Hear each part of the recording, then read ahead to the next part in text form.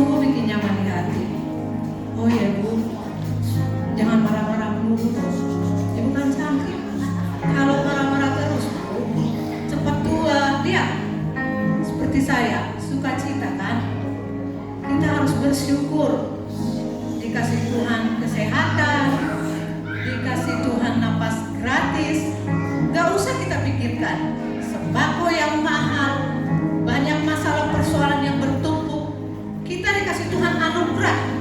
Jadi dalam hidup ini kita harus tetap semangat dan bersukacita. Benar gak Bapak Ibu? Benar sukacita. Kalau saja semua orang mampu mengucap syukur dalam hidupnya, pasti semua orang akan merasa betapa Tuhan itu baik dalam hidupnya.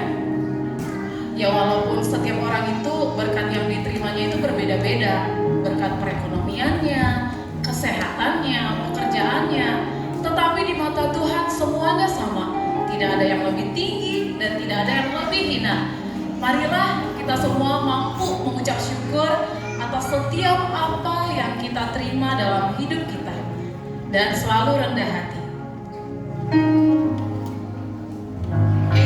Apa?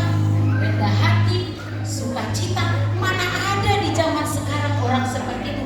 Kalaupun ada, paling hanya satu dari antara 1000. Itu pun lain di hati, lain di mulut. Seperti aku dong, munafik. Munafik tapi sangat disayang orang, bahkan disanjung dan bahkan sangat disenangi oleh banyak orang. Akulah si munafik, tapi mereka tidak tahu isi hatiku yang sebenarnya. Akulah si munafik.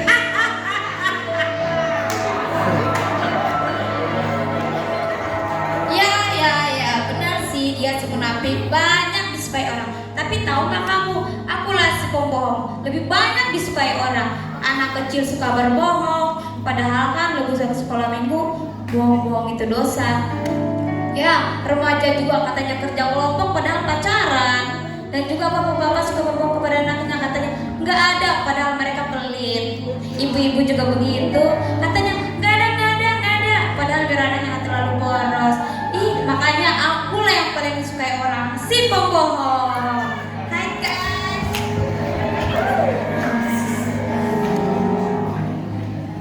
Ternyata masih ada orang yang sabar seperti aku. Misalnya, orang tua yang membesarkan anaknya dengan penuh kesabaran supaya mereka tidak memiliki sifat pemarah, bohong, munafik seperti kalian. Lihat juga mereka guru-guru sekolah minggu. Mereka dengan sabar mendidik mereka walaupun mereka nakal. Jadi kamu pembohong, lihat masih ada orang yang sabar. Hei, apa kamu bilang? Sabar? Mana ada sabar di dunia ini? Sabar hanya dalam mulut saja. Saya nih si pemaki. Sabar hanya di dalam mulut saja. Dalam hati pasti memaki kan? Akulah. Sabar bisa dihitung pakai jari saja. Tapi kalau memaki pasti semua bisa. Jangankan orang tua, anak-anak saja pasti sudah pintar cara memaki. Jadi saya nih si pemaki yang pantas dimahkotai. Hahaha.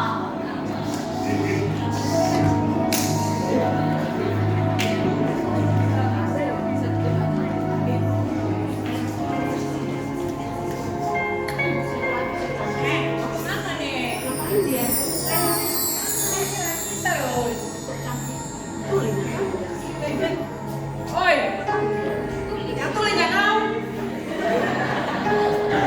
Apa yang hendak kau pamerkan? Pamerkanlah cepat, kita nggak ada waktu nih. Tidak ada yang bisa saya pamerkan. Justru saya merasa gagal. Lihat saja mereka, malu berbuat kasih, malu diejek orang, malu dihina orang. Padahal ajaran utamanya adalah kasih. Banyak orang Kristen yang malu berbuat kasih. Lihatlah dunia ini. Seandainya kasih lebih banyak, tidak akan ada lagi pembenci, pemarah, apalagi munafik. tidak akan ada lagi pembohong, pemaki, tidak akan ada lagi. Yesus datang ke dunia karena kasih-Nya kepada manusia. Tetapi kenapa wahai manusia semuanya menjadi kacau? Kasih, kau tidak gagal. Kau berhasil sekalipun di antara sikap-sikap mereka yang menonjol. Tetapi percayalah, manusia sudah banyak yang memiliki kasih. Lihat saja gereja-gereja sudah banyak yang menegakkan firman. Kunjungan-kunjungan kasih semakin dijalankan. Dan memang benar apa yang dikatakan Tuhan Yesus, banyak yang terpanggil tetapi sedikit yang terpilih. Saya setuju dengan kamu, saudara. Sebab setiap orang akan menuai apa yang diperbuatnya. Betul. Dan bukankah setiap orang akan bertanggung jawab atas setiap apa yang diperbuatnya? Masa penghakiman akan segera datang. Dan Tuhan akan memberikan mahkota kepada orang yang pantas menerimanya. Kalian semua, apa kalian mau dunia ini kacau balau?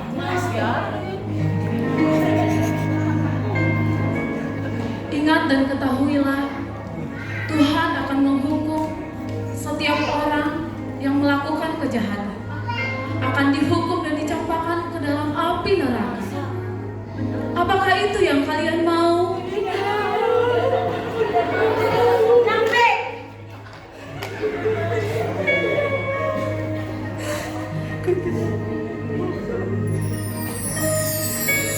Benarkah kalian tidak mau?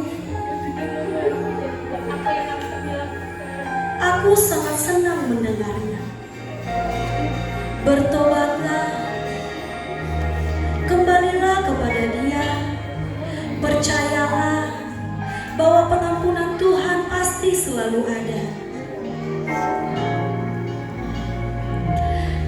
Dia yang telah lahir di kandang domba, disalibkan dan mati, telah bangkit dan naik ke sorga, telah menanti-nantikan anaknya kembali kepadanya.